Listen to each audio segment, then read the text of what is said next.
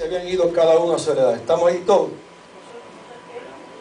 Jueces, capítulo 2, versículo 6. ¿No dije el versículo? Ok. Cuando lo tenga, dígame. Amén. Amén, ok. Porque ya Josué había despedido al pueblo y los hijos de Israel se habían ido cada uno a su heredad para poseerla. Y el pueblo había servido a Jehová todo el tiempo de Josué y todo el tiempo de los ancianos que sobrevivieron a Josué, los cuales habían visto grandes obras de Jehová. ¿Qué habían visto ellos? Y él había hecho por Israel. Pero murió Josué, hijo de Nun, siervo de Jehová, siendo de 110 años. Y lo sepultaron en su heredad en Timnat-Sera, en el monte de Efraín, al norte del monte de Gaz. Y toda aquella generación también fue reunida a sus padres, y se levantó de ellos otra generación que no conocía a Jehová, ni la obra que él había hecho por Israel. Después los hijos de Israel hicieron lo malo ante los ojos de Jehová y sirvieron a los Baales.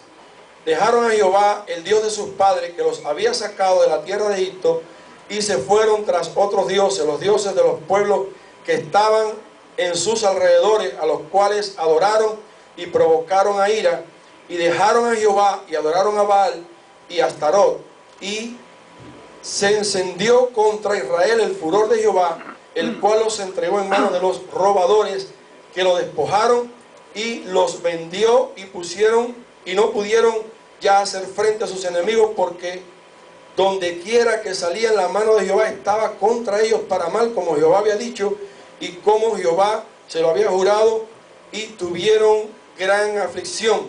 Y Jehová levantó jueces que los librasen de la mano de los que lo despojaban. Pero tampoco oyeron a sus jueces, sino que fueron tras dioses ajenos, a los cuales adoraron, y se apartaron pronto del camino en que anduvieron sus padres, obedeciendo a los mandamientos de Jehová. Y ellos no hicieron así. Cuando Jehová les levantaba jueces, Jehová estaba con el juez y los libraba de la mano de los enemigos. Y todo el tiempo de aquel juez, porque Jehová era movido a misericordia por sus gemidos, a causa de los que oprimían y angustiaban y afligían. ¿Qué es lo que hacían ellos? Clamaban. Dice que clamaban, pero no dice que clamaban, sino que gemían, a causa de sus gemidos. Dice, mas acontecía que al morir el juez, ellos volvían atrás y se corrompían más que sus padres, siguiendo a dioses ajenos para servirle e inclinándose delante de ellos, y no se apartaban de sus obras ni de sus obstinados caminos. Padre, en el nombre de Jesús, bendecimos tu palabra. Es bendita ya. Habla nuestras vidas en tu nombre. Toda oposición sea quitada en este momento. Amén, amén. Y diga gloria a Dios. Puede sentarse, gloria al Señor. ¿Cómo usted cree que Dios le va a hablar? Diga gloria a Dios de acuerdo a como usted cree. ¿Cómo quiere que Dios le hable? Diga un aleluya. Gloria al Señor. Amén. Es interesante repasar este pasaje y ver lo que Dios puede hablarnos a nosotros. En la temporada de Josué dice la Biblia que hubo paz, amén, y había bendición. Incluso los ancianos que vivieron un poco más disfrutaron toda esta generación. Pero viene la otra generación después que Josué muere, y dice que el pueblo se apartó de sus caminos. Dios le levanta jueces.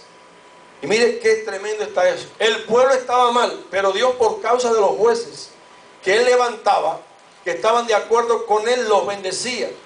Por eso ya ellos no se llegaban directamente, sino a través del juez. Era el intermediario, ¿no? Para con Dios. Y Dios actuaba de esta manera.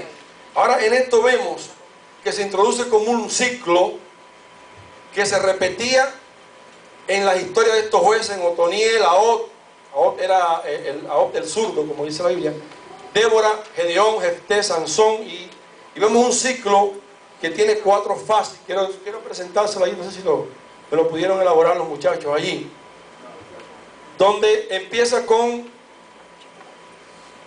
liberación,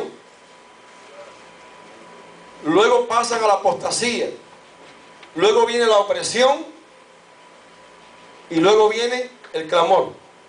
Aquí está. Amén. Diga conmigo: liberación,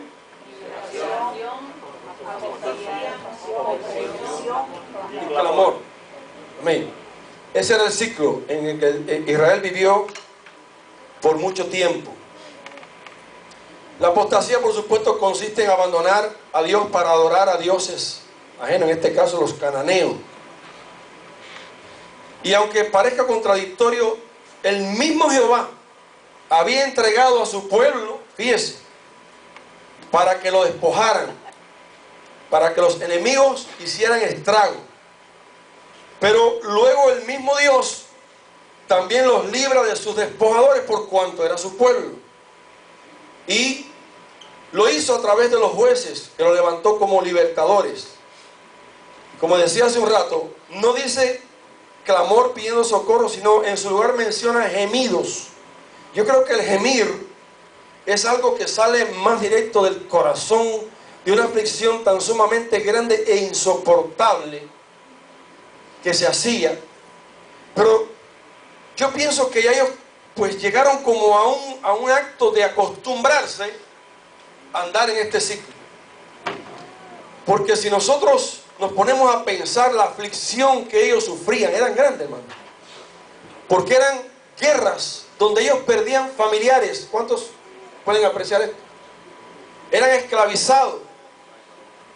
Fueron esclavizados por medio de los caldeos. Fueron esclavizados por medio de aquellos pueblos que los oprimían. Los madianitas, en el caso de Sansón, ya cuando ellos tenían todo su sembrado listo para alimentarse, dice que venían los madianitas y acababan con todos los sembrados. Y es cuando ahí está entonces a Gedeón, en aquella era, limpiando el trigo y pensando a la vez: Señor, ¿hasta cuándo va a ser esta aflicción tan grande? Tanto trabajo que se pasa para lograr algo, y después de tenerlo ya logrado, viene y se arrasa con todo. Pero ¿qué es lo que estaba ocurriendo en ellos? ¿Ven? Que se olvidaban de Dios.